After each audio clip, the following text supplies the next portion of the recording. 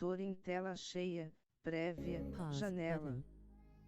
Bom, galera, hoje começando o primeiro vídeo de evento do dia, o segundo vídeo do dia, melhor dizendo, e o primeiro evento do dia.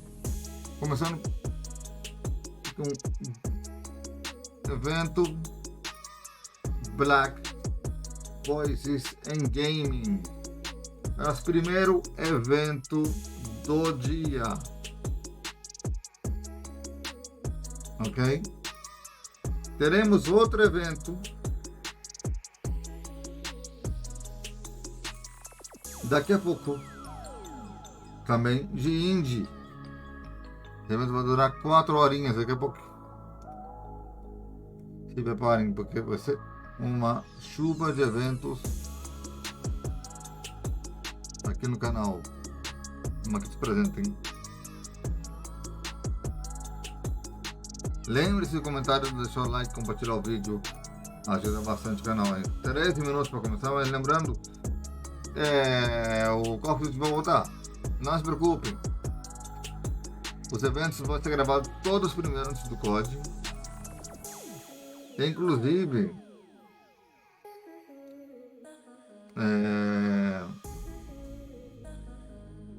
temos aqui o Mortal Kombat também, que vou trazer para vocês também. Dia 15 temos 2 gameplays, não teremos evento no dia 15. No dia 13 começamos com Black and Boys, perdão, in game. E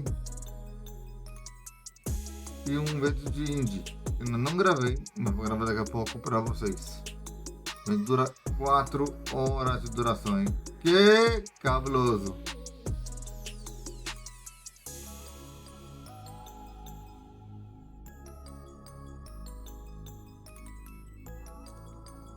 Vou dar prioridade aos eventos.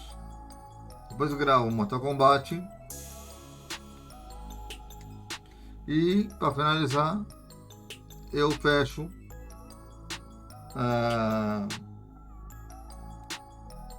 aqui o menu com COD. Então deixo o COD por último. Por quê? O COD é um torneio, é longo. São 3 dias de torneio. Então, e não dura qualquer hora. Não dura 4 horas o torneio. Se fosse durar 4 horas, eu até gravaria primeiro. Então, o COD de semana vai ser, em poucas palavras, adiado. Uns dias por causa. Eu estou gravando em sequência todos os eventos aqui.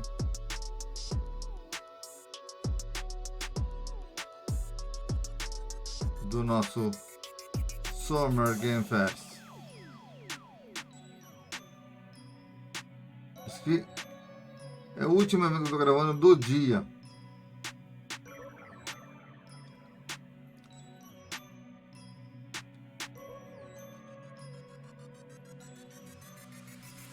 Esse cara estourou, nem relampeando, nem nada. E continua gravando.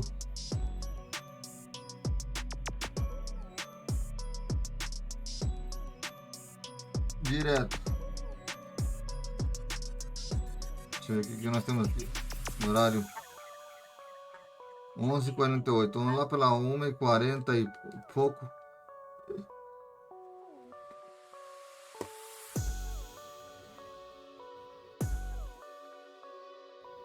Vai estar terminando esse evento aqui lá pela 1 e pouco da manhã.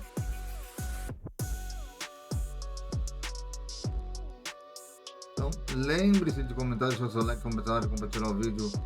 Ajuda bastante o canal. Não estou gravando evento nenhum antes eu durmo nem nada. Vou estar participando de todos os eventos. Porque trailers, gameplays, vou estar revelando, vou estar dizendo que eu gostei e que eu não gostei, né? Tô ganhando Desde a primeira edição do Black Voice in Game, estou trazendo todas as edições, né?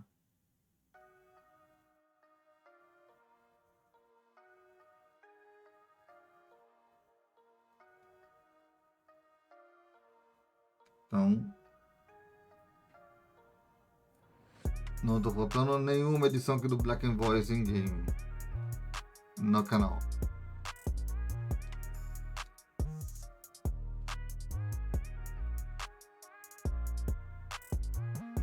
Amanhã teremos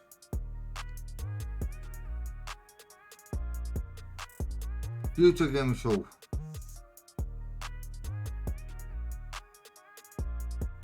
E não me lembro qual o outro.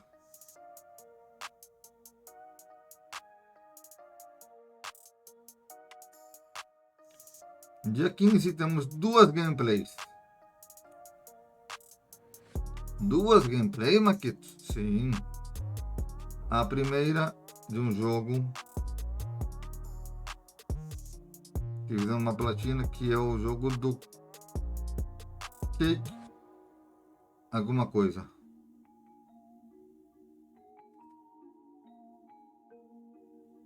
E logo depois, às 7 da noite, uma demo de um jogo que vai ser lançado ainda.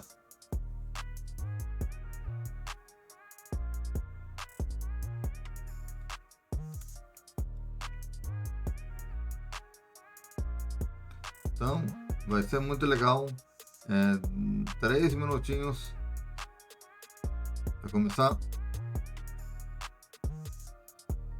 Então vamos ver aqui. Temos aqui, né? Bem. Se fosse gravar, melhor pelas 4 e pouco da manhã.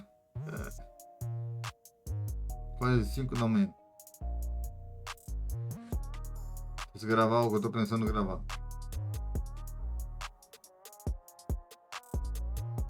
Mas não.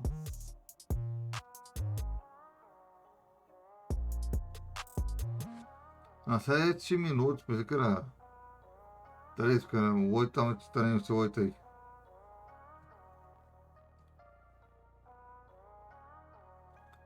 E acho que aquele senhor do vídeo da live anterior, de ontem,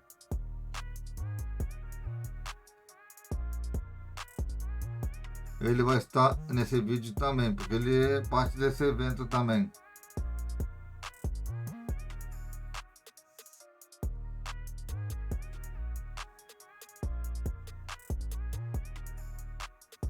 Eu não pude fazer hoje a limpa no canal que eu estava avançando. De coisas que eu vou tirar aqui.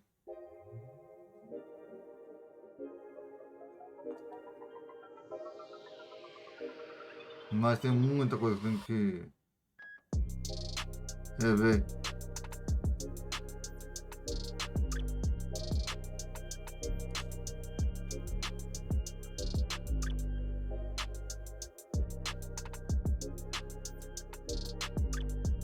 E lembrando, vou trazer vídeos no meu TikTok, já antigos do canal. E eu vou estar trazendo eles por uma razão óbvia. Só vídeos de curtos, unboxing.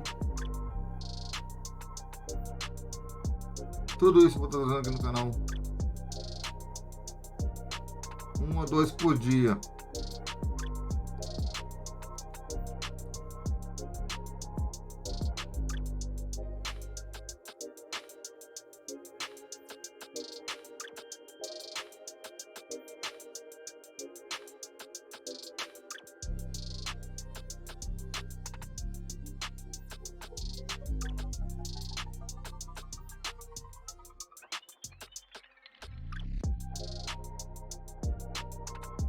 E lembrando a todos vocês, vamos seguir com mais e mais e mais aqui no canal, semana inteira. Não se preocupe pelo código, vai encaixar certinho no horário, não se preocupe.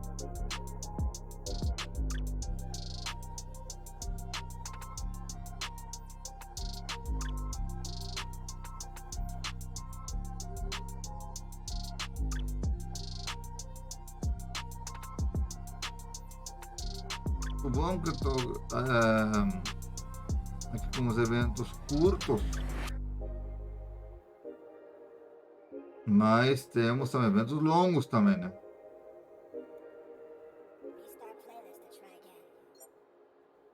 Mais 4 minutos.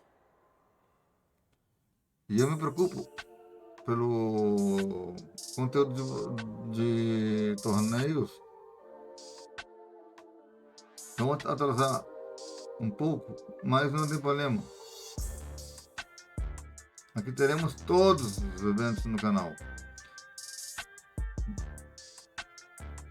Vou dar prioridade aqui ao Summer Game Fest por uma razão óbvia.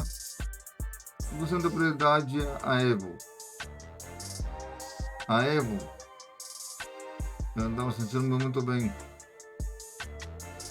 Mas eu estou trazendo a Evo também de volta também aqui no canal. Primeiro eu vou gravar esse torneio do COD que vai chegar a semana que vem. São 3 dias você grava esse torneio depois do Mortal Kombat.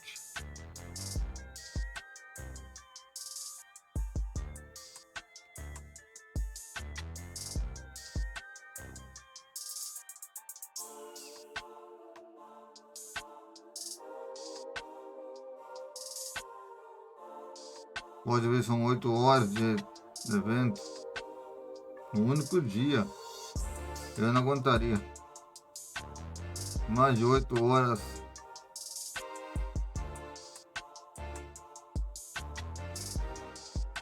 Sem descanso.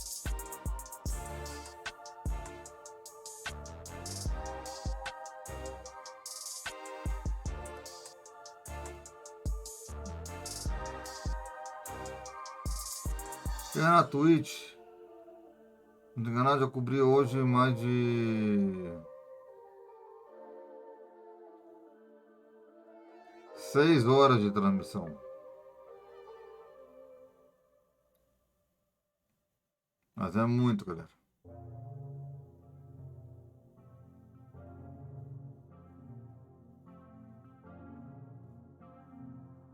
Eu digo mais de 6 horas. Porque só a PlayStation foram quase 4 horas.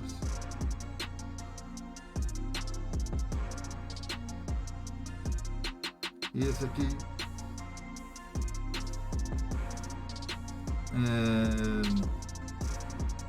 tem mais 1h41. Eu tenho outra hora e 41. Então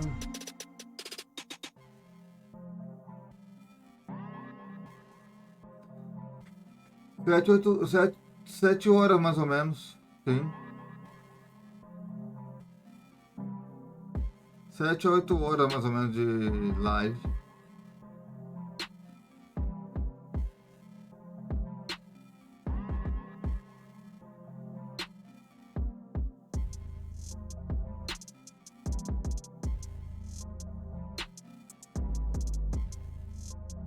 Outra coisa que fazer é deixar ele gravando os torneios, o evento do Summer Game Fest, todos os eventos em sequência dentro de um único bloco, o dia inteiro.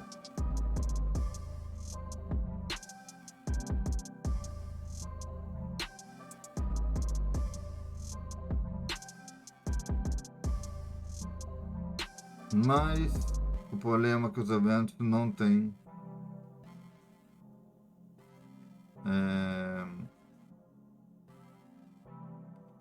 como é chamado, a conexão, né, de um próximo do outro, como da Tóquio.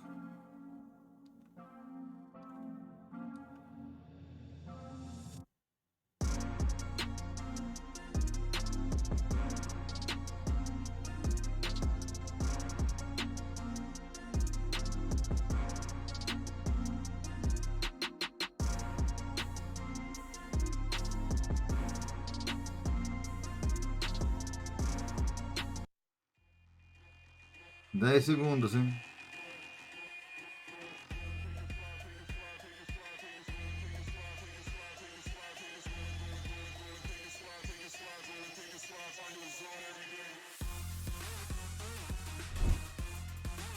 What is happening, my people, my people? My name is Justin Woodward, co-founder of Black Voice in Gaming, The Mix, and the nonprofit Experience Studios. It is a scorching, sizzling summer, and we are kicking the door, wave into Fofo with our annual Black Voice in Gaming Summer Showcase for 2026. Our mission is simple. We help support and celebrate developers through grants, network connections, publishers, investors, platforms, and of course, the community of you guys and the culture. This BVIG, we are proud to showcase trailers, interviews, and gameplay sessions with some dope developers. Before we get started, we want to thank our sponsors, Raw Fury, Aurora Broadcasting, No Rivals, The Mix, and our broadcasting partners, Summer Game Fest. Thank you guys for supporting us. IGN, Twitch, GameSpot, and Steam. Yes, Steam. Please wish list or purchase the games you see in the show through the QR code that pops up. We are coming up on our 3rd year with the XP Fund, where we help fund grants through an accelerator program that will get these games made. If you're interested in supporting these games through charity, please follow the QR code on the screen when it pops up. And if you're interested in investment opportunities, please hit us up as well. Without further delay, I'm gonna pass the mic to Lori and Curtis Baxter to get into the first game. Thanks, Justin. My name is Curtis, and I am joined by my incredible host, a fantastic content creator by the name of... Hi, my name is Lori, and I'm so excited to be here today with you, Curtis, for all of the trailers, all of the announcements.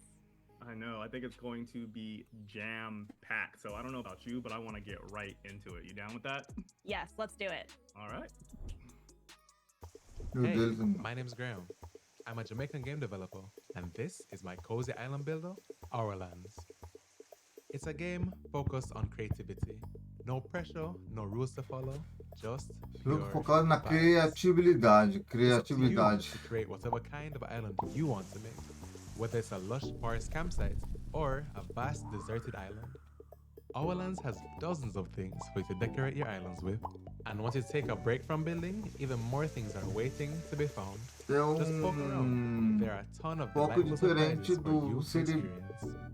do jogo esse que eu tô construindo de cidades. Once you think you're done, show off your hard work by Vou making construir postcards and sharing desertos, them with your friends. florestas, coisas Because assim. good things should always be shared. Day or night, rain or shine, come and craft your little slice of paradise right here in Aurolands. Parece legal o jogo, mas não é minha vibe. A princess, once beautiful beyond wonders of the flesh, now crawled the earth as her demonic mass pulsated lifelessly. Ganga, tanga, tanga, tanga, tanga.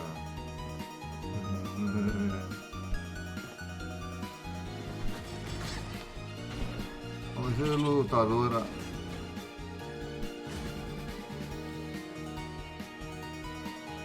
Você fica olhando só.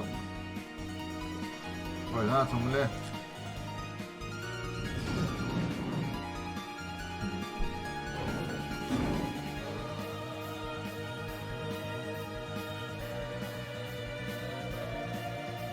Outro problema desse jogo aqui é o ângulo de câmera, que é por cima.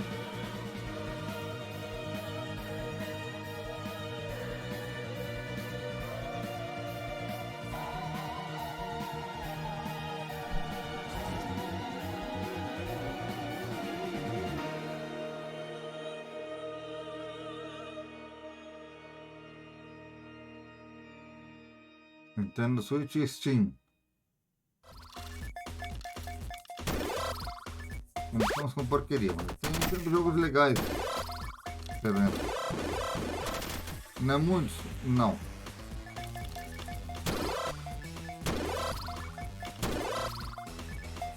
Uns 2 ou 3.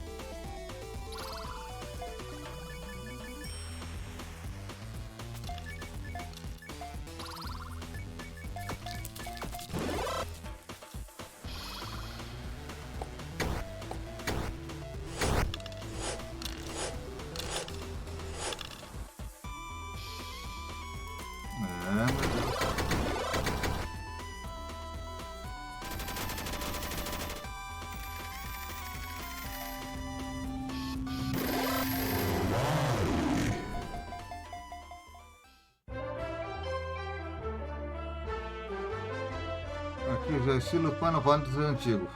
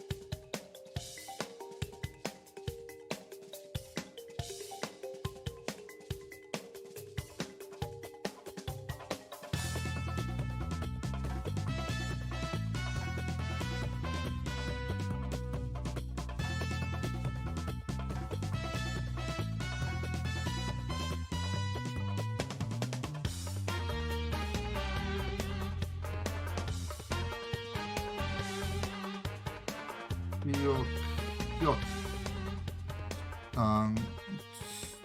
Thunder. Hi everyone, I'm Thiago Prudente from Mandinga Games. We are indie game developers from Salvador, Bahia, Northeast Brazil, and I'm the lead developer of Black Sailors, Bay of All Saints. I'm here to tell you a bit about the game we're building brasileiro, hein? and why this story matters so much to us. Black Sailor is an adventure RPG with tactical turn-based combat. It's a story Caramba, during the para ser brasileiro tá fazendo um jogo porqueria, meu filho. 19th century, about a group of enslaved Africans who refused to accept their fate. So they rebelled, seized control of a slave ship, and became pirates, fighting back against the Portuguese colonial oppression in the Bay of All Saints. It's a decolonial game. That means we are shifting the lenses here. We are so used to seeing history and games told from the perspective of the conqueror or the explorer, but in Black Sailors we flip that logic. We take the power out of the hands of the colonizer and put it in the hands of the enslaved and oppressed. One of the things that drive us is how history is taught. Even in Brazil, our education is often very Eurocentric. We were taught at school that our country was formed by Portuguese, indigenous people, and Africans, as if African was just one big homogeneous block, but that was not the case. The African diaspora was formed by several different ethnicities: Yoruba, Bantu, Fon, and many others. Each had their own unique culture, cosmology, and customs. Some were even rival back in Africa, but they were forced into the same struggle here.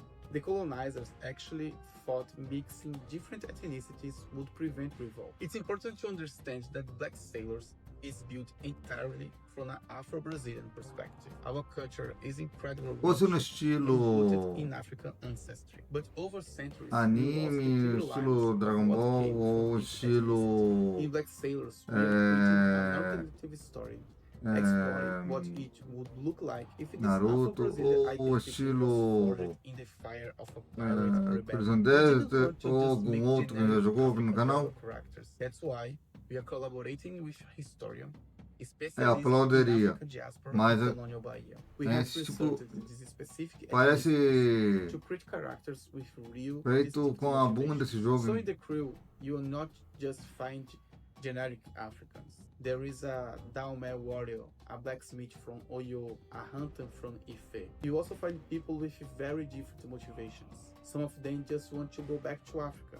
Others want to build a full-scale rebellion and dominate the bay. And some have lost everything and are driven just by revenge. This clashing motivations create dynamic conflict aquele estilo, between them that evolve as pode ser anime ou o que seja, they have just taken control of the ship. mas They don't know each other. seria melhor esse tipo But they quickly de realize arte já they will está have to ultrapassado. overcome their differences if they want to survive. Your role as the player is to manage this crew and assign them to Eles que specific saíram So, if you want the ontem, ship to move faster, you need to put more people e on the hoje, ship. If you want the ship to shoot back, you need to a put mesma more people coisa, on the guns. vários This is how you estúdios. play your Revolution. It's a turn-based strategy experience divided into two phases. First, the planning phase, where you manage your crew, Fazendo a mesma analyze enemy porqueria. movements, track enemy bullets, and decide your strategy.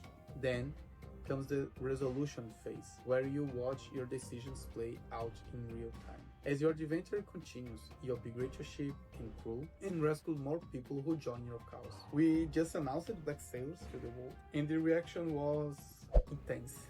We saw a lot of backlash from people who treated the simple act of Não é pela liberating coisa enslaved do, people do with rapaz. urgency as some kind É of o jogo achievement, dele but the não me chama support has atenção. been even louder. We realized that Estilo, there is a massive o jogo não me audience chama of atenção. players who are hungry for stories that step outside the Eurocentric power fantasy. Black Sailors is for everyone who wants to O estilo see Sailor the Moon ou como seja, balance of resistance, humanity and freedom. Thanks for listening, and I can't wait for you all. Vou mostrar to aqui um see jogo que the mostrar aqui. concepts with us. do estilo que eu acho que pode chamar a atenção pra mim.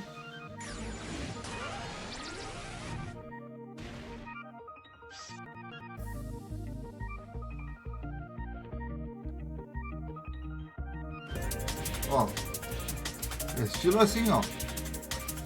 Estilo aqui já me chama a atenção.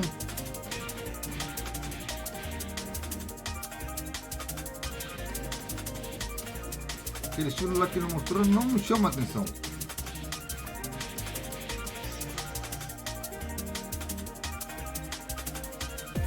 Aí tem uns estilos que daria curiosidade. Tem o personagem inteiro na tela. Eu posso enxergar ele.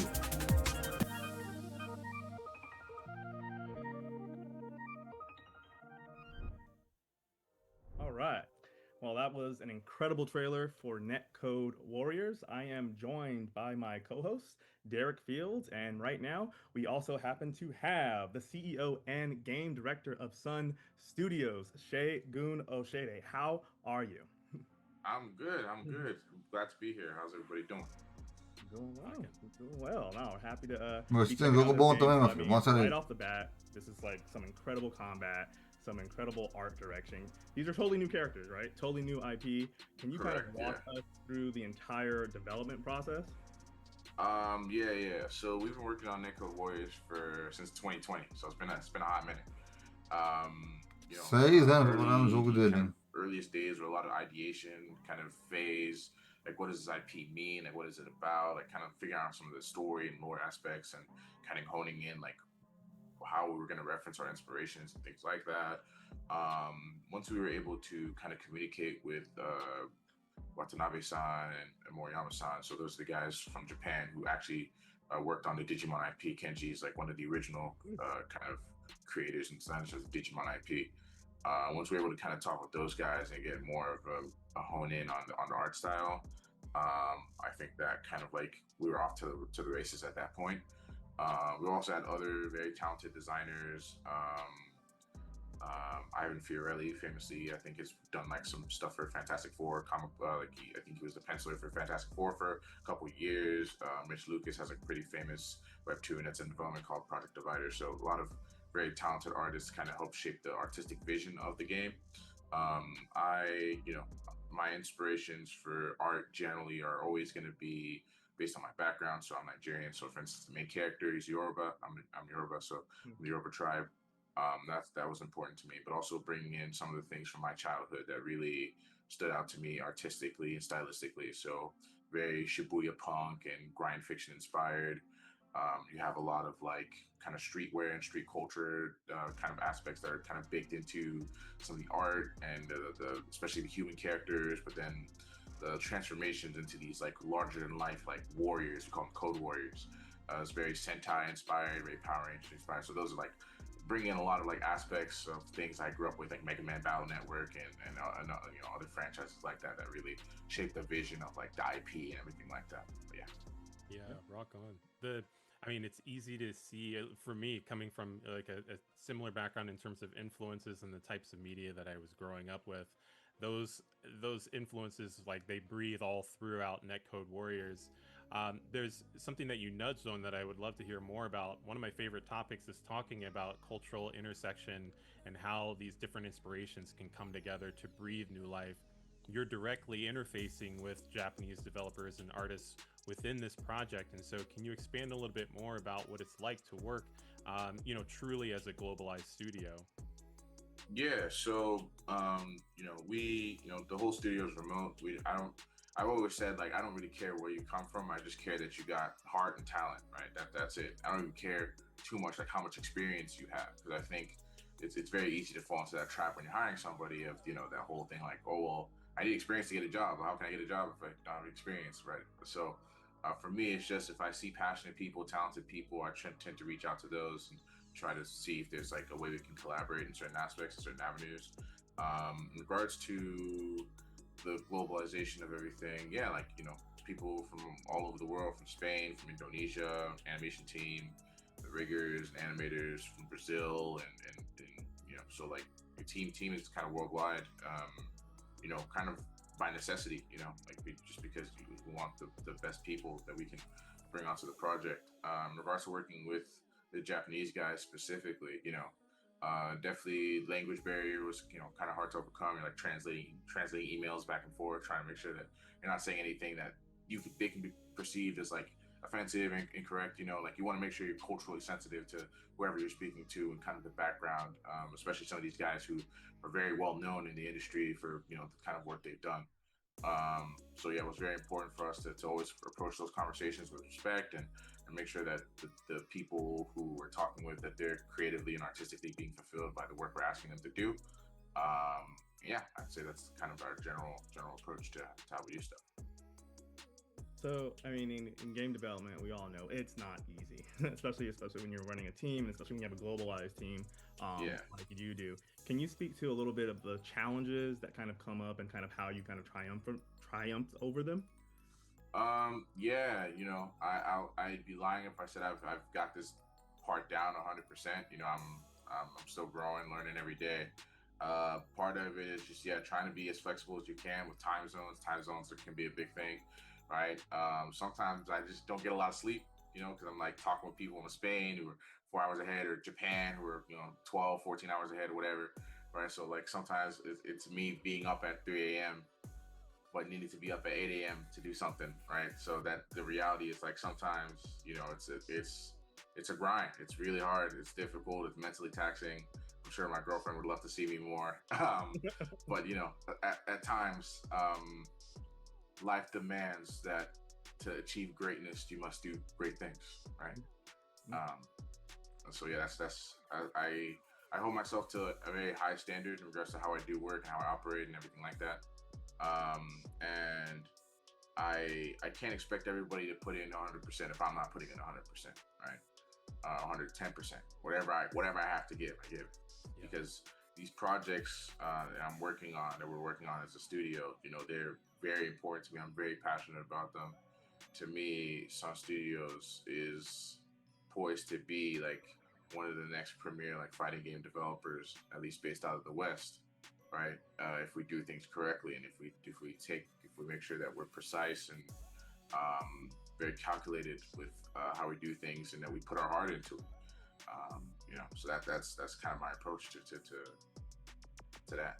Yeah, you said projects, and I love that because there's a little more that we'll see from you later in the showcase. But for now, to put the spotlight on Netcode Warriors.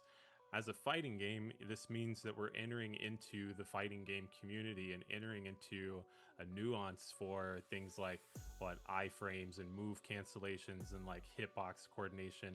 Yeah. I am arbitrarily gesturing at this as just a fighting game couch player. Dead or Alive was my game of choice, and I'm no longer good at any of them. But they bring such a nuance, and so what sort of nuance, emergent outcomes do you hope comes from Netcode Warriors and in terms of how people play and engage with this game? Yeah. So Netcode Warriors, right, obviously there's the stylistic kind of things that we're referencing, but in regards to the gameplay itself, I think that's actually where it shines, or where its specialness comes from, because we're making an arena fighter, which, you know, there's a lot of them out there, you know, usually based on licensed IP, you know, like your famous anime or whatever. But those games are usually designed for a more casual experience. They're not really designed to be competitively deep. It's more about getting to experience your favorite characters and play them in a way that's easy for you to do, and easy for you to switch from character to character and just do really cool stuff and kind of put it down and like add a good time or whatever. And that's not really the design goal here. The design goal here is for you to put hundreds, thousands of hours into, like, the game is like constantly revealing itself to you. And in that kind of design space, arena fighters haven't really had competitive spotlight before. I mean, there's one or two here or there, but they all kind of make compromises to kind of have that conversation with the fighting game community, I would say. And we're kind of looking at things in a sort of a different direction. Obviously, we're trying to incorporate some things like motion inputs are pretty big for us, quarter circles and things like that should just exist more usually in traditional fighting games that tend to not exist in arena fighters. We're putting those in, charge motions, and other things like that. But the idea of what an arena fighter is or what it can be is a real expression of freedom of movement in a three-dimensional space that 2D fighters just generally aren't really can't do in the same way, I'd say. And so even the 3D fighters that you're familiar with, like Dead or Alive or Tekken or Virtual Fighter, because jumping usually and crouching share an input, jumping, crouching, then stepping to the side share an input that limits how quickly you can move in and out of the foreground. And it's mostly about moving forward and backwards quickly with intervals of that. That's why there's high level techniques about stepping into out of the foreground. Netcode Warriors kind of approaches it more like there's a real freedom of movement, and the skill and depth is how the decisions you're making based on that movement. You can move wherever you want, but are you moving in the right place at the right time? You can move quickly, but are you quickly adjusting to what your opponent is doing and things like that? So that's kind of the design space that we're in regards to what Netcode Warriors is and what it can be. I love that. We spoke a little bit earlier just about this being, again, a new IP that no one's seen before. Let's say we're fast forward, game is out, it's doing amazing, as I'm sure it will. Fandoms love to interact with their favorite characters. Do the Sun Studios have any kind of aspirations to take those characters and develop them for other forms of media? And what does that success look like for you? Yeah, this is something I've thought about loosely. I haven't put too much thought into it, to be honest. But from what I've thought about, I do think a companion manga makes a lot of sense. A one-shot manga, I think, would be really, really succinct with the art style and the inspirations and everything like that. Would make a ton of sense. I think animation, like a short film, could also do wonders. I think also there's various opportunities because the designs are so wild and so dynamic, and there's obviously licensing opportunities, clothing, merchandise could be cool. The human characters have these very tech wear kind of inspired outfits, so something that kind of leads into that I think could be interesting as well. But yeah, mostly manga, animation, novelization. I mean, those are all valid avenues that one could pursue, or one that we thought about to some degree, but haven't put too much thought into because we're just really focused on making a good game with a good story first. Something I want to make sure is that I don't want people to feel I didn't get this, I have to go do homework elsewhere to understand the game I just played, or the story mode I just played, or to understand the characters that I was interacting with. If that makes sense. We want a full story experience, right? In Netcode Warriors. So really quick before I let you get in, Derek, I want to know. All right, are you keeping the story under wraps, or can you speak a little bit to the story a little bit right here? Because I'm a story guy. yeah, I can talk about the story a little bit, but essentially, these people, right, humans from all around the world. So that's another thing, is that the cast is culturally diverse intentionally, right? They're from literally every character's from somewhere else on Earth, right? Our main characters from Nigeria. We got somebody from the Scandinavian region, some Japanese, some Taiwanese. American. They're all from different walks of life, from different parts of the world. They all one day, by happenstance, get sucked into this alternate world called the Network, right? And the Network is essentially this living, sort of breathing world. When sometimes in lore and fantasy, you talk about Gaia, Earth, as a living, breathing thing. In this alternate dimension, that world is alive, basically. And it's overseen by an entity called the Sovereign. And essentially, the laws of physics are kind of inverted in this alternate dimension, to where energy is an infinite thing, but physical matter is more limited than it is here. The humans kind of quickly realize that if we could funnel this energy to Earth, then we would have potentially unlimited energy, and shenanigans ensue. That's basically the kind of surface level gist of the story. Love it. Love a good story, and I'm glad that you expand on that a little bit. It relates in a lot of what I was thinking about. There was a nugget that you mentioned about the story about a lot to do with the game's identity and the expectation of players committing an amount of time to it so that they don't feel like that they have to do homework outside of the game to drive a connection with it. Games now are emerging in a space where let me rephrase and say all media is emerging into a space where they are competing with each other. So whether you're a game or a cartoon or a movie, the attention space is like a continuously crowded economy. And so, looking to keep your players in this environment in hopes that they will dedicate that time and expand upon the story. It sounds like a huge undertaking, one that it commands, standing out with some of these other arena fighters that you were pointing to. What do you think about that? Emerging into a saturated space, emerging into a space where, the goal of keeping players attuned to the game is going to be really important. Are there other elements that are going along with the story to keep people coming back for more? Yeah, I think the big thing, like the competitive kind of drive. The game needs to be deep, right? From a competitive standpoint, to have a sustainable player base, or just a player base that sustains over time.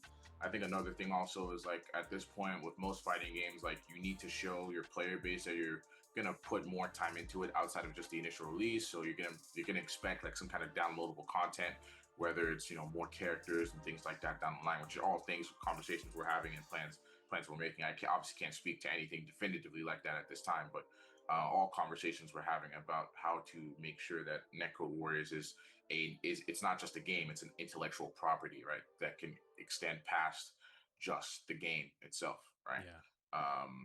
Like whether, we get to make like a Netcode Warriors 2 or 3 or whatever, right? Like we've already had conversations about some of the story elements that would play into Netcode Warriors 2 if we got to make that. And we have some very interesting kind of, Ele tá falando só do jogo dele, mas não tá mostrando o jogo, né, filho? Something either you usually need IP or something unique or something they're familiar with, something to grab them or bring them in. So one thing is obviously like character designers who've worked at Marvel and worked in Bandai and Digimon. Like that was like one pull. Another pull that I can't go into too much detail about, but I can basically explain, is that we got some pretty prominent content creators in the fighting game community to agree to give to let us use their likenesses actually as characters in the game, as playable characters in the game. So that's something I'm super excited about, because I think it really creates this like fandom kind of relationship between the game and those content creators and their communities, right? That I think will really accent kind of the IP in an interesting way. Cool. To remind folks watching, you are both the CEO of Sun Studios and also the game director. So you're actually covering multiple projects at a time. Yeah. Talk to us about what does your typical day look like when we're talking about literally being part of crafting the business, which is the games in your case, but then also having to operate also on the kind of business side of things. Yeah. So we're currently so fully self-funded. So I do have a day job that I have, that I do as well. That allows us to and myself and my other co-owners we all have day jobs that we use that allows to fund the studio. So a decent amount of my day obviously is going to that, and most of my Sun Studios related work is outside of that work day. Generally speaking.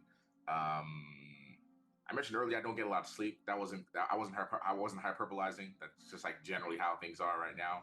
I'm the game director on both this and our other fighting game project, Saturday and Battle Manga. So I'm the game director on both of those projects at the same time, and so that does demand a lot of my attention, because a lot of people need information about what to do, when to do it, kind of making sure we hit our deadlines, our marketing kind of goals, and everything like that. So those are kind of different kind of facets that play into how my schedule lines up. But I don't have a specific like, here's what I do at 8 a.m. and here's what I do, and because sometimes like things are the way they are. Yeah, if you're creative, if you're a game director, we know that some of those regimented moments kind of feel like locking ourselves into a box. Jesse, it's been a pleasure to learn more about Netcode Warriors and understand what you and Sun Studios are doing for not only this, but the other projects that have been alluded to during this conversation. With the limited time that we've had, I've already learned so much, but is there anything that we maybe didn't get a chance to cover that you would like players to know about before we wrap up? Yeah, I think for us specifically, marketing has been a thing that we would like to do more of, right? I think we're planning on setting up. I mean, by the time this goes out, we probably should have like a Discord server people can join to kind of have community and talk with each other about the game and the characters that have been revealed and speculate, have more speculation about the story and different things like that. Pela plataforma ainda também. Kind of announce some of the voice actors that we kind of had conversations with and cast for some of the roles and as well. So yeah, the game's kind of ramping up and the development's kind of ramping up in a very interesting way. I obviously cannot give a definitive release date for the game at this time, but the plan is to release it next year at some point. That I can say that now. Yeah. Next year, that's the plan. Rock on. Yeah. Well, this has been terrific just chatting with you, getting to know a little bit more about you, about Sun Studios, and about Netcode Warriors. I appreciate this conversation a lot, guys. It was a lot of fun. Heck yeah. Appreciate you. If you like what we're doing, then scan the QR code and consider supporting the XP Fund, which helps provide grants to underrepresented indie developers to help move their projects across the next stage of development. Now, let's get back to some more trailers.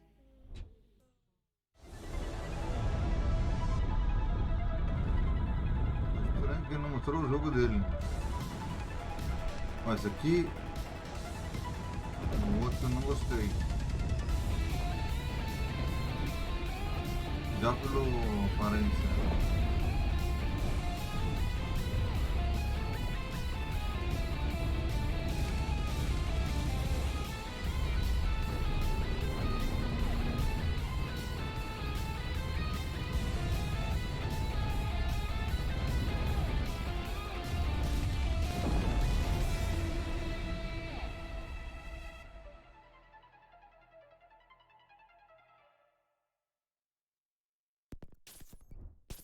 Pay attention, adversary.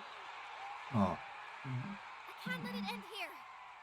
This time will be different.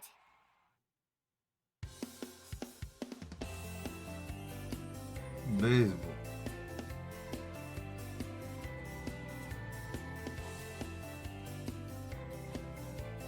De anime.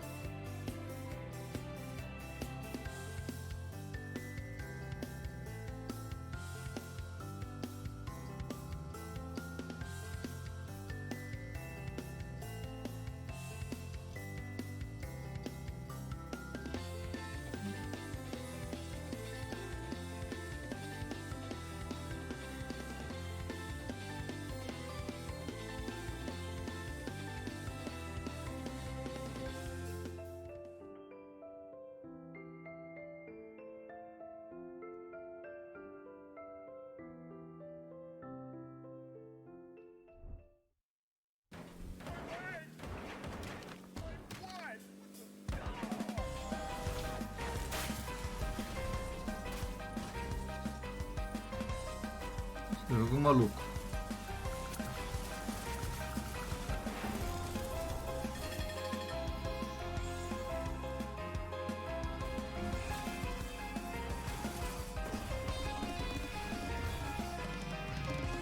Vamos jogar coisa no outro, hein? É jogo de corrida.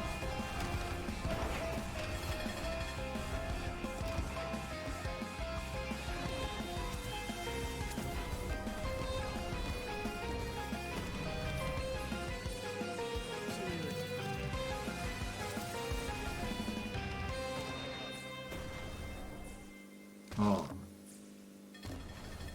Não tá no PlayStation não, hein?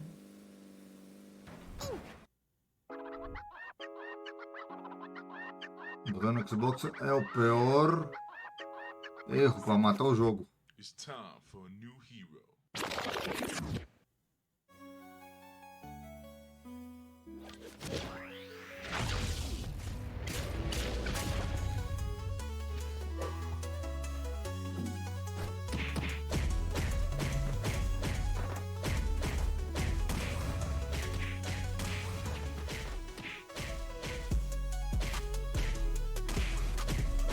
Ó, esse luta é legal.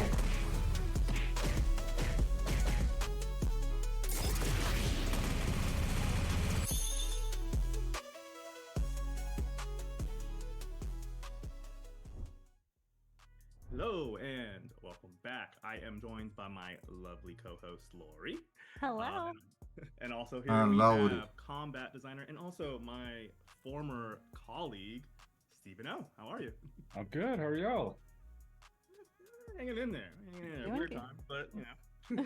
Sure. But it's good to see you again, you know? Yeah, it's been a while. So let's just jump right in and get started.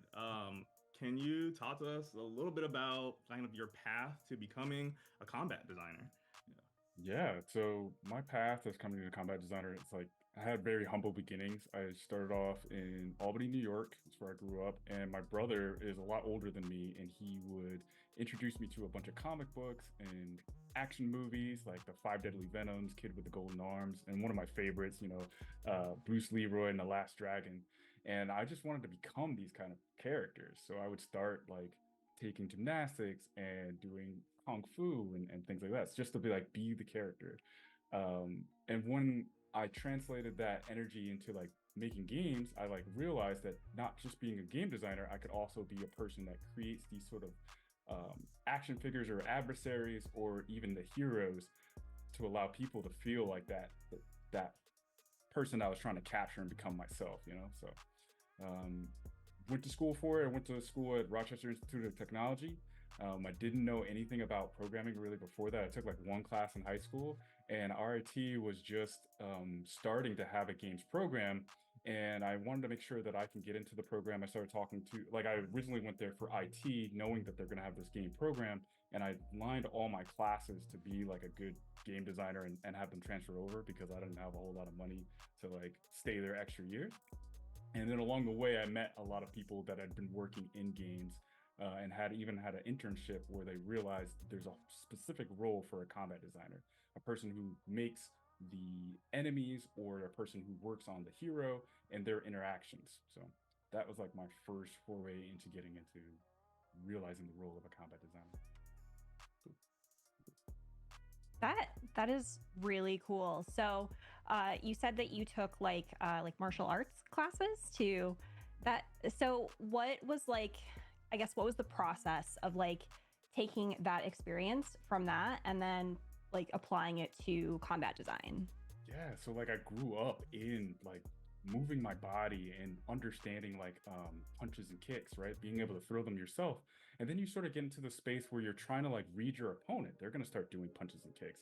And as I gotten older, I was like, okay, well, I can't just go out fighting everybody. And somehow like you learn this kind of dialogue with the person that you're like sparring with or fighting with that I like really just couldn't get enough of, because it's like that movie quote from The Matrix: you don't know somebody until you fight them. Or you can really learn them as you fight them. Like you start to anticipate their movements, you make moves that you're trying to train them to do certain things, right? And that's great in real life, but you can't do that all the time. So I started playing fighting games, and back in the day, PlayStation came with a demo of Tekken, and it had the same movements that I had like learned when I was growing up. So I started doing like amateur competitive Tekken matches all the way up until college. And in doing that, I've learned like frame data and different things too. So it's a little bit of like learning how my body moved, understanding the mechanics of making a good punch, then being able to read that mechanic in the actual games, like how the characters were throwing punches and the frame data and the speed that it happens, that allowed me to take all that knowledge and translate it into, these are how we're going to make these characters readable. This is how we're going to make this style feel good. And then there's this meta style to it as well, of like, okay, well, this is for a person who wants to be a rushdown character or a zoner. This is for the people that like grappling. And you just kind of have your expression. And then as you play your friends, you kind of know their behavior, and you're like, okay, he knows that I'm going to do this, and I know that he's going to do this, so that's how I counter it. So a little bit of that. That's super dope. This is a really good natural segue into this next question. You talked a little bit about it being kind of a dialogue and kind of learning how somebody fought. Like, I'm interested to know, what is your approach? Like, let's just say it's a clean slate. This character's never been done before. What is your approach to coming up with this initial combat design for characters? Yeah, you really want to come up with like, what's the core fantasy of this character? What is his background? What is their background? Why are they trying to express themselves through violence, right? Like, how are they going to communicate? So somebody who might grow up in an adversarial environment, they might feel more aggressive, or like you have to beat people to the punch. Like the world is so chaotic around me that I have to be more aggressive to get stability. So the first thing I just try to do is like, what is the character's fantasy, and then build that kind of backstory that fits with them. And then I look at gameplay moments that are going to support that. Like I just mentioned, if the person has to be hyper aggressive, and I'm like, okay, maybe their stance is always going to be slightly forward, and they're going to be a more aggressive pose, and they're going to have more dominating moves that like either armored, or armored meaning like they absorb a hit while they're giving a hit. Or if I'm going to make somebody who grew up in a little bit more naive or more playful, maybe they're going to be more standoffish back, or like they kind of think that even in the heat of battle, it's like a game, or like it's silly to them, it's like fun. They're going to be more like fluid in sort of their movements and playful in their actions. So you can have like two different fantasies that have these many different play styles that can even go with it. So love that. I love that. Yeah. And another thing too is that you spoke about dialogue. How does combat design relate to other elements of the game, such as narrative? Yeah, I often think that like in a fight, you're going to have this natural back and forth of like taking turns. Basically, you're saying things and they're responding to it, right? So there's already this like action and response that comes from just the moveset alone. But you can tell a dialogue through, or a story really, through the environment. How did it change over time? You don't always have to show damage on a actual character. You can show how things are breaking in the environment. You can show how this person's getting a little bit more desperate during the fight, how there is a reversal or double down. Basically, like you think they're winning, and then they do something and now you're losing, you're on the back foot. So that's just the choreography of the fight, how it can turn into dialogue. But there's also maybe they learned a new ability, maybe something that's unlocked from them, from a core memory. How does that fit into the story? How does this new unlockable mechanic fits thematically to where the character's goals are? And how does their opponent stand in the way of that goal? It's not always good versus evil. It might be my goals versus your goals. You want to, make the world feel all the pain that you felt, or you want to stop the world from feeling pain ever again. And that just puts us at conflict. Absolutely. Fair question. I have another question for you. Are there any types of styles of combat you've really yet to see in a game? And how would you kind of approach that? First of all, what are they? And then also, how would you kind of approach that and want to bring that into the game? Oh, well, I feel like I've seen a lot of different martial arts, a lot of different styles in games, and I kind of specialize more so in melee combat. There's a lot of different ways to approach combat with magical abilities or gunplay and different things. So I don't know if I can really speak to a style I haven't seen at all, because even capoeira, we're starting to see a bigger resurgence in that, but we haven't seen a whole lot of African martial arts. I don't think there's as popular or is as documented in the world of these different styles of African martial arts. And if I could speak to how to do it, I don't think I would give that away right away. I think that would be something. I think that would be hey, I'm going to do this game that has some African styles.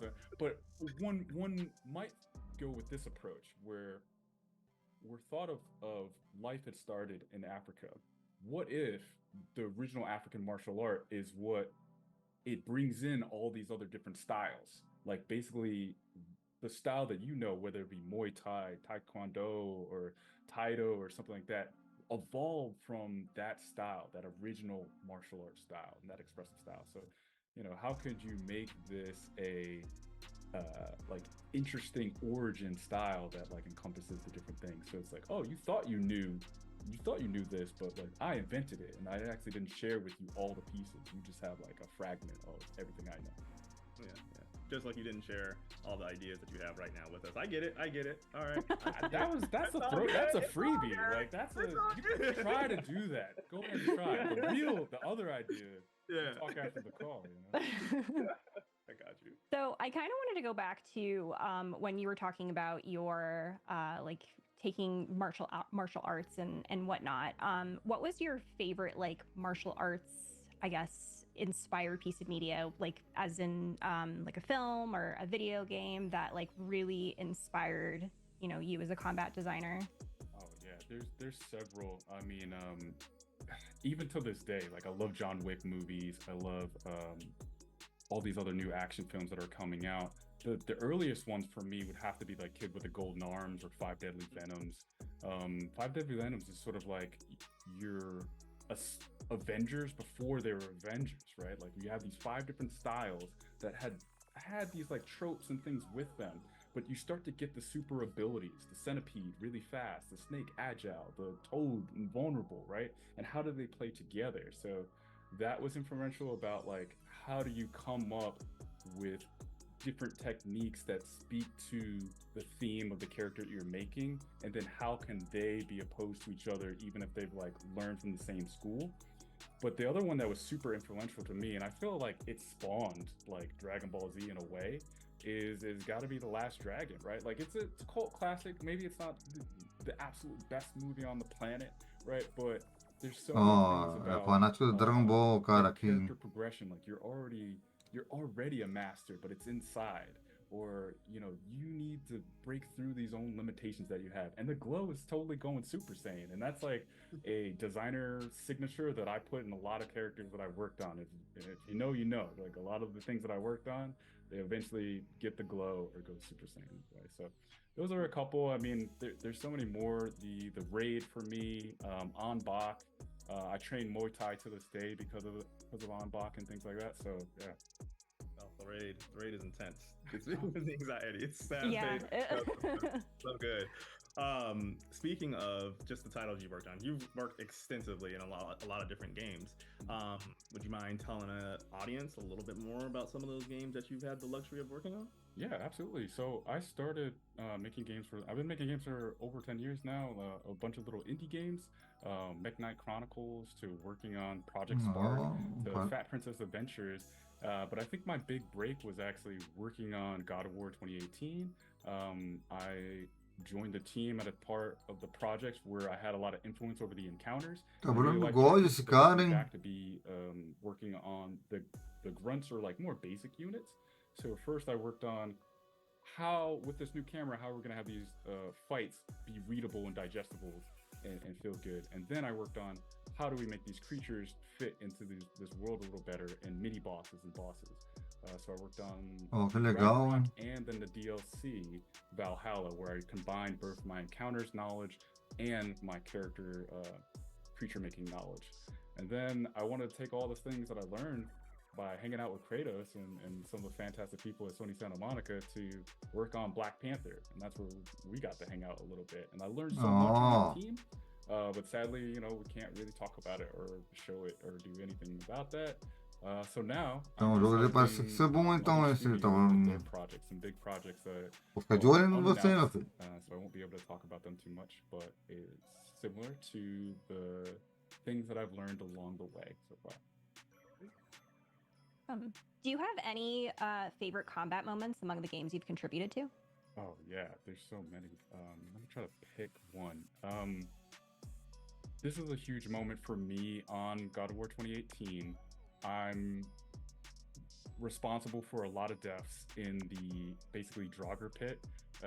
So that's where the bridge breaks and Atreus falls down, and then Kratos jumps in to jump down. And there are 3 heavy Draugrs that spawn in that fight, and that massacre a lot of people. So in playtest data, we see a heavy drop off of like people struggling with that part. But once you get past that, you're prepared for the rest of the game. Like once you're able to overcome that challenge, you have all the tools that you need to beat the game. So even though it is a frustrating moment for a lot of people, I think it did help a lot of people learn to play the actual game instead of relying on like first tier tactics, like early tactics. The other moment on 2018 that I really enjoy is actually right in front of the stonemason fight. There's 3 different superpowered Draugrs that come out, and you think that this is kind of the fight. These 3 units on their own can make an interesting encounter. But actually, we bring back an old trope from the previous God of War games where we spawn a large creature. It used to be a Cyclops. For us, it was an ogre. And then we spawn another ogre. So right when you think like you fought this one challenging fight to like now there's an ogre and then there's like 2 ogres. How am I ever gonna do this? But it's set up in such a way that the pacing of the encounter empowers you to get over it. So you're at first you should feel the threat of it, but as you overcome that fight, you're like, oh yeah, I am awesome. I am the God of War. I totally like can handle all these things. So those 2 moments, like frustrating moment that turns into like now you have the skills to beat the game, and then I was scared, but it's actually a totally doable fight. I love those moments in games. That's awesome. Absolutely. Since we're still on that subject, how do you balance that? Because as you know, we've worked on projects together, and sometimes fine-tuning and balancing encounters and combat can prove to be a challenge in and of itself. So kind of what's your approach to just making sure things just feel good? Yeah. So my approach to like making things feel good is first just like I always tune or start fighting an encounter with the most basic things. Like I always just use basic attacks, and if I'm making a creature or a boss or an encounter, I always should be able to defeat it with just pressing the simple attack button, blocking and dodging, and take 0 damage. That lets me know that the animations are readable, the pacing is correct. Maybe there's if I do get hit, then like okay, I need to like time out, or I need to put a piece of health or something that you can like recharge yourself into the fight. And then the other parts is just like thinking about the fairness and the fatigue that you might have after seeing X amount of units, X amount of heavy fights, X amount of times where you needed to parry or in one particular encounter, and how much time that encounter is going to be. So if you're fighting a boss, maybe that's 4 minutes, and I'm like, all right, well, I need to balance. I have to play this with my very basic defending, punching, and not get hit for 4 minutes straight. That could be really taxing for somebody. So how do I make the character interesting enough in those 4 minutes that somebody's not overstimulated or fatigued by doing all the actions that they have to do? So it's super high level. I'd love to go into more detail about it, but like that's kind of where I start. No, I appreciate that. No, good. Yeah. I think something that I'm really curious about too, like when you're doing the balancing, like what is your, I guess, the priority you think about in terms of combat? Because I always think about like when I'm playing a game, do you think more about like the offensive, I guess, or like more of like the defensive or like magical parts, or like I don't know if that makes sense, but like what do you try and prioritize, I guess, when you are starting, like when you're planning that out for combat? So, it's you know, we were saying dialogue before, but it's really about the dance. Like even if you go back to those movies that I was talking about, they're not really fighting. They're kind of like doing this sequence of dance moves, you know, so they're your dance partner. So how do you make this person interesting? It's not just about defense. If the player's just defending, then that doesn't feel really good. I'm just kind of waiting for my turn, and then I parry, and then I just beat them up or something, right? So what other action verbs can we get? I need to dodge out of the way. Sometimes I need to parry. Is this my opportunity to take my turn back? Can I do this risky thing sometimes? If I do the risky thing sometimes and I win, great. But sometimes I do the risky thing and I get punished. And I was like, I shouldn't have been able to do that. And that needs to be clear. So my priorities start off with, how do we make this dance interesting? Both the player and the combatant have verbs where they can go back and forth with each other. How do I make it readable is the second part. Now that we have those verbs, you need to defend at this time. I need to signal to you that this is the move that you need to get out of the way of. And then this is the move that you need to block, or this is the move that you need to interrupt, right? And then the third part is like, well, how much damage or like how many tries do you get at those attempts? If the player is getting hit once and the game is over, that can be really stressful. But maybe some attacks are more punishing than others. So now that's that signature kind of, and sometimes we call it like the signature kill move, where it's like, I need to watch out for that because it's just going to level me, you know? So, and then you just want to make that like a part of that core kit, that was the one interesting thing that I had to remember. And maybe I have a signature move too that I want to land. I need to be able to cleave him, but which way is he going to dodge? Is he going to left or right? And I feel really good when I pick the right correction, the right side. Love that. Steven, it is always a pleasure to kind of hear you dive into the nitty gritty of combat design. I've heard it several times, and every single time I feel like I leave learning something new. So thank you so much for joining us. Where can people find you on the internet? Yeah, you can find me on my LinkedIn, Stephen Oil with GBA, and yeah, I'm happy to help you craft battles that everybody can win. And it's always great meeting you guys. Thanks for having me. Appreciate it. Yeah, this is awesome. I'm back again to remind you of the XP Fund, because your contributions can help get the next great indie game off the ground. Consider supporting by scanning the QR code. Granny used to tell me all manner of stories about rolling calf and how him used to start the countryside. About River Mama and the golden table she had take time guard out by Flatbridge. About the 3-foot horse and him not afraid of moonlight. About Old Hig who are gallivant all night without sleep. About Crocodile Man and how you know for answer him if him nap 3 times. She even tell you about the La Diablesse with her 1 cow hoof and wide brim hats. How about how Sly Mongoose teeth out one of the man righteous chicken then? Hey, those were good times, you know? Good times. Yeah.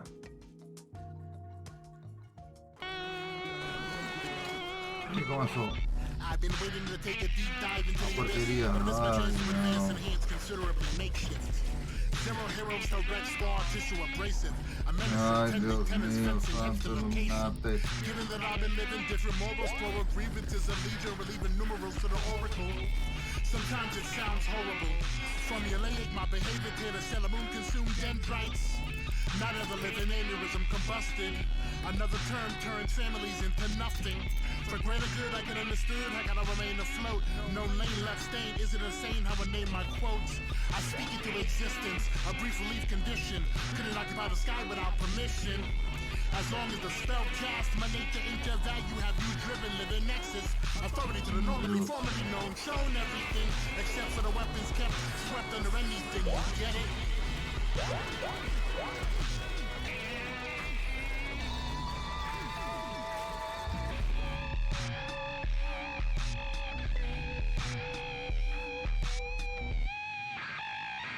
Mira eso. My name's Xavier B. Johnson, and this is Diesel Nights.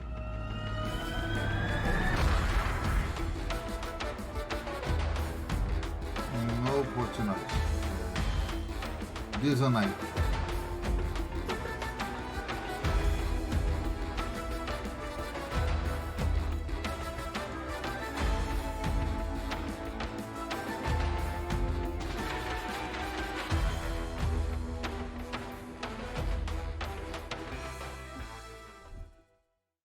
Hi, I'm Indigo Doyle, Creative Director at Pushing Vertices, located in Toronto, Canada, where we're making Roller Girl, a slice of life adventure about Naomi, a 16-year-old girl in the 2000s, vibing with her rollerblades and her MP3 player. This game is a love letter to my childhood, rollerblading through the quiet streets of my hometown with my own personal soundtrack loaded up. Okay, I'm gonna tell you a secret. I love rollerblading and music. And that's why we spent a long time perfecting the movement in the game to make it feel smooth and purposeful. And when it comes to music, I always have a soundtrack for how I'm feeling. In Roller Girl, the music is linked to the mood of the game. Changing the playlist changes your perception of the world, from happy to sad. The mood influences other characters' responses to you and your dialogue options. Key story moments also impact the mood. We are curating a soundtrack inspired by 2000s pop punk by connecting with local indie bands. So far, we're featuring artists Narima and King Faz. Nenhum dos dois eu conheço. There's something about the way it feels to effortlessly glide down a smooth street. Your favorite music playing in your earbuds, and for a moment, it's like time stops, and you're just in a flow state. That's what Roller Girl represents. Your wheels on, your music up, and the freedom to move. The freedom to explore and learn about yourself as you go. You start the game having just gotten your first car, which breaks down immediately. Desperate for cash to fix it, you lace up your rollerblades and grab your MP3 player. You do odd jobs around town, stumble into a romance, and uncover a juicy town mystery. I don't know about you, but I used to spend a lot of time in my head. Back in the day, I would rollerblade around my hometown inventing backstories for my neighbors. There's a certain charm to small towns, and I can't wait for you to poke around and find the little stories I've hidden behind fences and around corners. Thanks for taking this tour with me, and thank you to the Black Voices in Gaming Showcase. I can't wait to see you find your vibe in Roller Girl. Roller Girl. Roller Girl, o nome do jogo.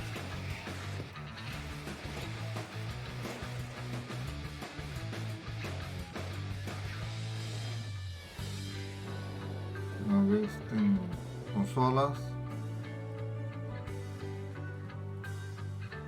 Acho que é Xbox.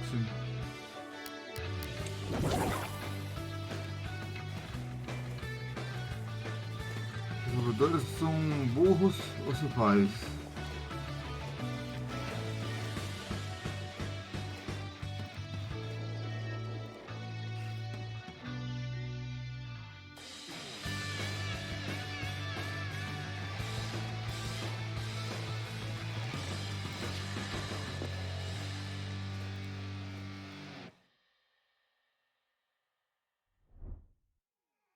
We are back with Black Voice in Game. You see how that we just like push right into it. I am here with Lizette and Marcus Montgomery, Cornerstone Studios, and they are working on your first game as a studio, which is Carrier Cuties. It has like a really interesting premise to it for sure. But I want to know how you guys started Cornerstone Studios, because it's like you guys are like super vets. Even I'm like just the stuff that you guys have done, it puts me in awe.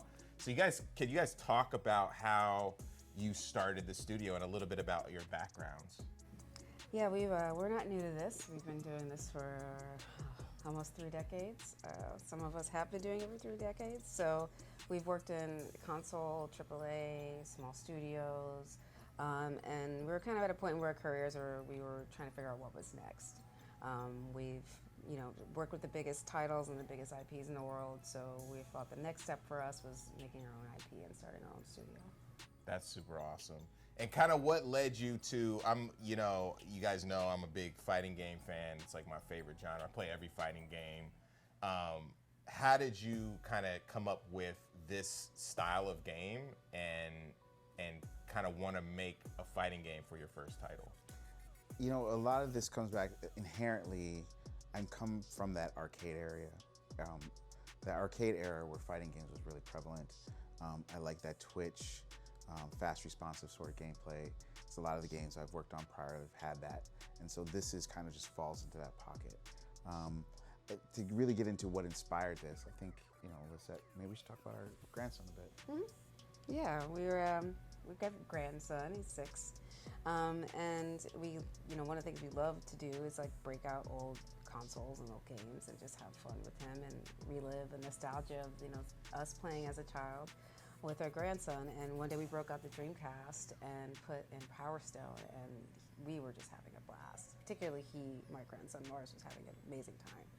And we were like, what happened to this game and why hasn't it come back? And, and everyone we talk to has like such affinity for it. They're like, oh, I remember that game. Yeah. And they get this like the total like twinkly eye look to it. And I'm like, so what happened? And I was like, well, maybe if we bring this back with like a fresh IP and make it like, update the mechanics and, bring it into an area where co-play and like team-based mechanics are sort of like pushed a little bit further. And so, that's how kind of got the ball rolling. Was just a fun playtime with our grandson. That's amazing. And you were mentioning this earlier, you have a collection of like a vast collection of games? Been collecting games for a very, very long time. We've, between the different eras, we even go back to the Atari, but the Dreamcast, PlayStation 1, Saturn games. Saturn? That's awesome. Cool. Yeah. My first job in the industry was at Sega. And so, really? Yes. So I have a huge affinity for Sega and their the litany of games that they have. But we've been collecting and carrying a bunch of different digital and physical media for a while, so our collection is pretty big. So, it also doesn't help that you have like an encyclopedic knowledge of game design. So that also really helps. that's I may need to hit you up about that. Not for my own, you know what I mean? resources and whatnot. No, that's really cool. So if you're looking at your library of games and your grandson, you know, was a little bit frustrated at some of the games that he's playing, what made you like decide to pick this one? Like from, you know what I mean? You're just like, do you remember this particular Power Stone? And you're just like, with kids, you expose them to a lot of different things. You never know what's going to stick. And, so we're always, since he comes over and plays with us, there's certain things he likes and certain things, he wants to play just because he's familiar with them. But we also want to expose him to new things. And, the Dreamcast is one of those things.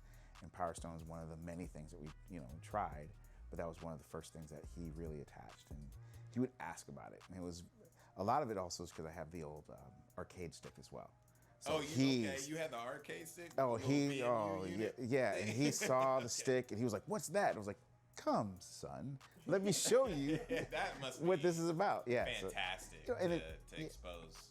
Exactly. Yeah, that's great. And we really love the fact that we found something we could connect with him, and we find that to be a very unique experience. And we want to make sure that how can we replicate that not just for us but for other people as well. There's a lot of nostalgia around these sort of games, and people of our age may want to be able to share it with the kids that they have, and we think that we have a unique way to kind of bridge that intergenerational play. That's cool. So rolling into this, Lizette, like how did you come up with this particular game? And then can you talk about the premise of it, because it's extremely interesting. I think all good games that kind of hit the zeitgeist often reflect like the conversation we're currently having, and the conversation we're all currently having is AI. So like a 90s rap song. So I was like, let's and there's assumptions that we all come to, which is like, we're all going to eventually be killed by robots. So let's just play out to the worst scenario what that may look like and make it absurd and stupid. So I started thinking about what a post-AI world would look like, and I'm like, well, our pets are still here, so of course they'd be the ones who take over the world. What would that look like, and what would they do with their free time? And then you start doing these really silly, like, world and logic exercises, and then you end up with some really wild story, and that's kind of how we ended up here. Carrier Cuties takes place in the future, where AI does what AI is going to do, and eventually humans are extinct. And our pets essentially become sentient and take over the world we've left behind. And they build battle bots in the shape of their former owners to battle out their primitive instincts. And that's sort of the premise behind this. So they die. So their owners straight up are gone. Yeah. And then they're just like remembering their humans. Yes. Did the pets didn't kill them? AI killed them. Yeah, AI killed them. Because I'm like, this is so sad. AI killed them. Like AI killed them. Yeah. AI's gonna do what they're gonna do. Yeah. So let's jump into it. We're gonna play, and then I think it would be really interesting to just kind of go over the character design, the pet design, and then kind of your approach to art, and that kind of thing. So I'm gonna try to play and talk at the same time. I will give you some tips as we're playing. Okay. Just press X and Y a lot, and you'll be fine. Okay, so what's the character? So this particular character. This is essentially our boxer and our boxer. So essentially, the boxer pet is piloting his Humek, as we call it. Humek. And That's essentially, dope. they appear as humans at first, and as you sort of unlock super modes, their robot abilities reveal themselves to you. That's cool. So you guys have pets, dogs? Yes, we do. Because the Scoop, that's notorious. That's when you're like, you're like, what the hell are you doing? It's time for a bath. Yeah, it's you gotta handle that. You gotta handle that in pleasant ways. But we really want to pull in the humor as much as we can of the characters that we have. And while this is still early, we want to be able to represent the humor and the character and the humanity of it all. So very much like the classic Power Stone game, you've got dive kicks, you can pick up and push different objects in the world. You can pick up tables, throw them at your opponent. Ooh. There's hazards in the world as well. Throw your opponent into the stove. If you hit them against that wall, you'll also see the barrels knocked down on them. So you can also use the world to your advantage. So I have like homing Yes. Gloves? Yeah, the rocket fists. So how did I get this this power up right here? So there's power cells, like you just, as you finished, much like the classic game, there's power cells that will spawn across the map. And if you're able to pick up 3, you're able to then transform into what would be eventually your pet mech. That's not represented in this prototype build, but that is something that we will have in the future. Wait, what does that mean? What do you mean? So currently, when you get your 3 power stones, you stay in your boxer form, but are debuting a new character with the new build where you're actually going to switch into your pet mech form. Really? So you're going to have more pet-like abilities once you get your super move. Oh, I got deaded. You can see the pet mech in our current trailer. Oh, okay. Oh, that's right. Okay, that's awesome. Which we will debut, or we already have debuted. I mean, you guys debuted it, so you'll be able to see it. Yeah. People who were on site at the mix were able to see the actual maquette that I built for it. Oh, that was cool. So talk a little bit about like the kind of practical creation of the characters. Yeah, so one of the things when we were talking about what we wanted to do in the studio, I also wanted to change my process of how I created characters and assets, and try to take advantage of, all the new technology we have with photogrammetry. So, and my natural ability to sculpt with physical material and clay. So I'm building all the characters in physical clay, scanning them in using photogrammetry, retopologizing them, and then animating them for combat. And you can also see the visual effects. So we're taking advantage of the style and uniqueness that we get from physical materials, and also taking advantage of all of the wonderful things that Unreal 5 affords us to kind of push the dynamics and the style and the interactivity of the characters in the world. So it's been, it's a nice mix for me where I can get physical and use my hands, and then I can get digital and take advantage of, the advantages that come with that. So how does this differ from when you were, you were at Double Fine? I mean, you've been, like you said, close to 3 decades. How does this differ? I mean, because you wanted to get it more hands-on, but when you were at previous studios, how did you develop art there? Because you were directed and all kinds of stuff. Yeah, I started as a character modeler for 12 years. I worked my way up until I became like a lead and then art director. So most of my process has always been digital. Maybe at the beginning when we're kind of dealing with sketching and doing brainstorms and release sketches of a character, you get paper and you could get hands-on with some oil and paint. But once it gets into the 3D phase, often you're in a digital space.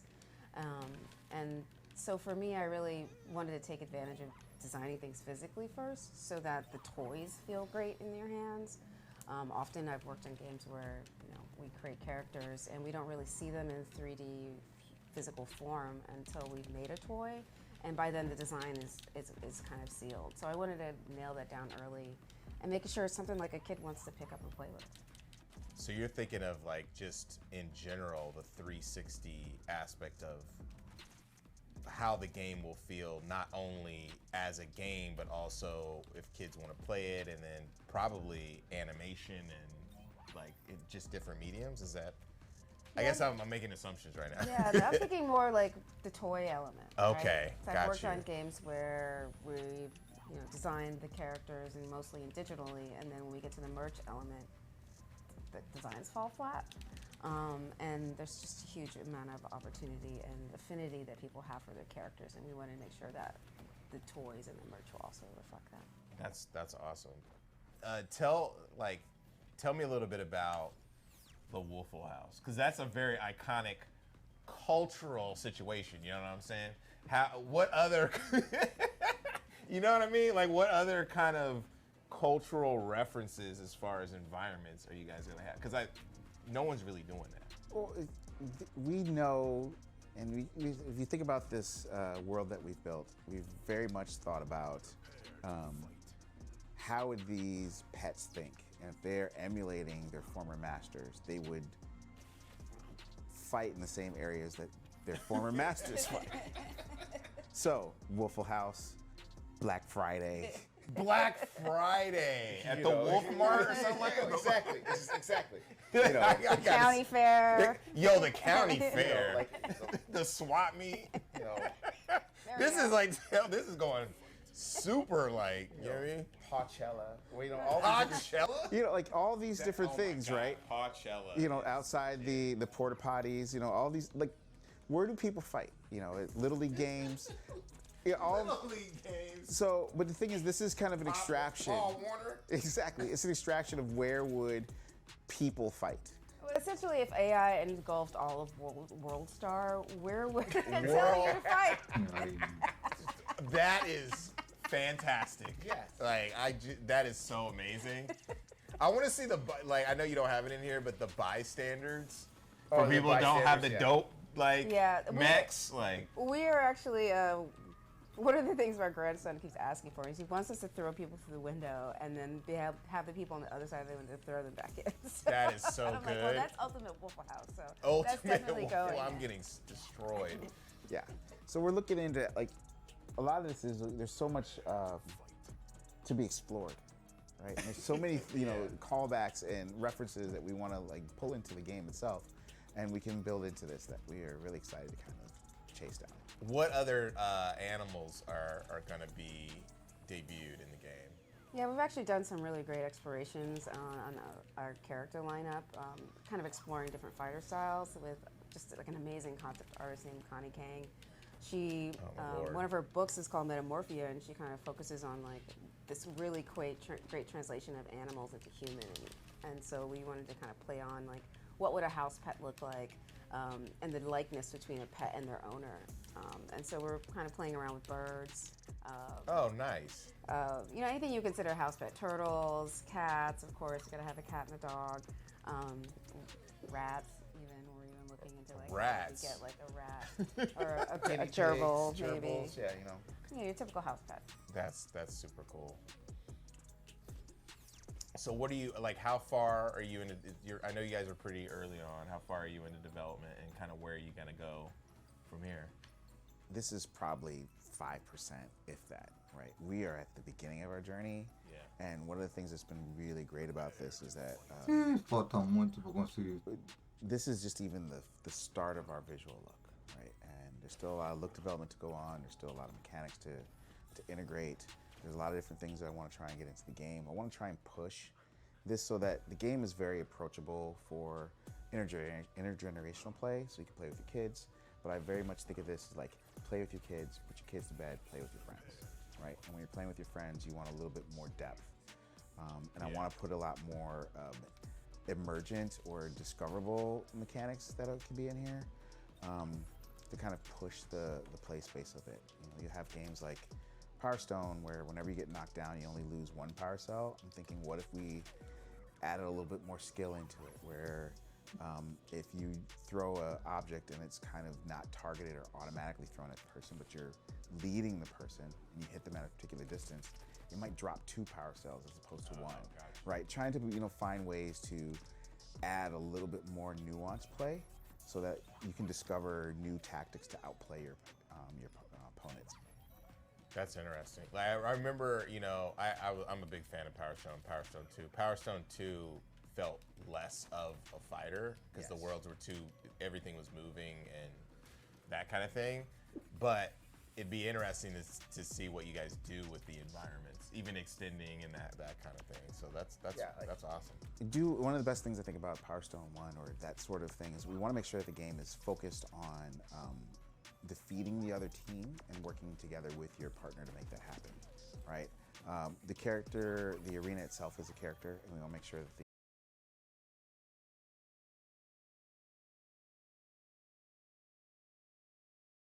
and to explore different mechanics and different events. Yeah, we really want to make sure the environment feels dynamic and that you can throw a character in front of a moving subway train, for example, at a time a hazard. So we're kind of really looking at making the arena a character all its own, and that it adds a level of randomness that makes every match fun. Yeah, and the pets aren't gonna get hurt. Of course, that's why they're in the box. Okay, You that's can't punch a pet. Yeah, Like, because come I was about to on. say, you know what I mean? Throwing it in front of a Subway, you can't. No. You can't. You can pet the pet mechs, but they're bots. Yeah, okay. Yeah. So where can we find out more about Carrier Cuties, Cornerstone? You can find our Steam page, Carrier Cuties Pets and Mechs, but we also have a site that you can go to. It's really easy. Seastone Int Studio start page, and you'll be able to look out, find more about our Discord, and be able to join, be able to wish list, and even see more updates that are coming. You can follow us on socials at Seastone Studio. Seastone Int Studio. Seastone Int. I was like, you hear me? I like hesitated, like Seastone. Seastone Int Studio, and that's on all platforms. Awesome. Thank you guys for coming through and allowing us to play your game, and congrats on everything. I mean, jumping in feet first to make a game in a studio is not easy. Thank you for having us. It is not for the weak. No, not at all. All right. On to the next segment, too. This was awesome. Thank you, guys. Thank you. Thank you. Before we go, if you want to help developers get their game across the next stage of development, then scan the QR code and consider supporting the XP Fund.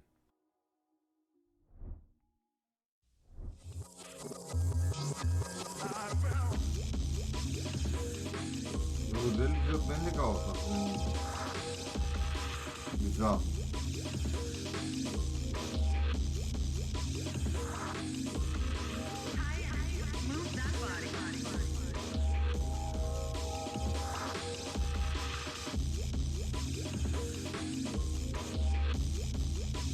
Hold on, y'all niggas playing with me, man.